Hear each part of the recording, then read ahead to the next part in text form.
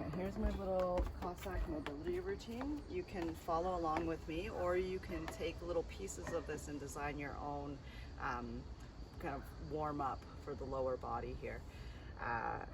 As long as you're feeling some stretching happening on the inner thighs, feeling your legs warm up, that's all that really matters. So follow along with me if you'd like, or just take little pieces of this and just create your own little warm up. So we're gonna start here in not a super wide stance right now, but maybe like a horse stance, wider than shoulder width apart. And then you're gonna come down. So your knees will be positioned over your toes. And we wanna sink nice and low here, as long as that's not causing any pain. And from here, you can place your forearms on top of your quads, or you can even place your palms on top of them. And you're just gonna shift your weight from back and forth, side to side. Sometimes I even think of doing like a little figure eight with my pelvis here. Whenever you need to as well, you can always stand up and just shake out the legs to give it a little break before coming back down. But if you can, just stay nice and low.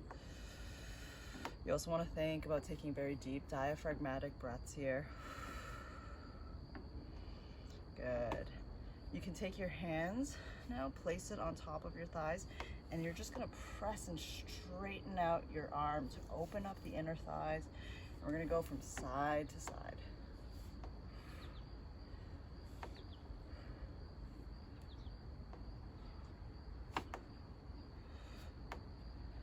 Good. We can go back to some rocking here. I'm going to start to straighten, to extend my legs out further away so I can straighten out one leg at a time.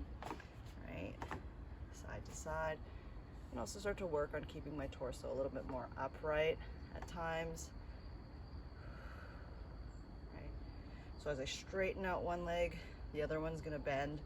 So I'm putting a lot of load into this leg, but feeling the stretch on the inner thigh, the other. And you're going to progressively work towards getting your hips lower and lower to the ground. If you need to, you can place your hands on the ground like this. I usually like doing this, especially if I'm warming up. I'm just walking my hands from side to side. And this just takes a little bit of the load off of my legs so I can really focus on the stretch.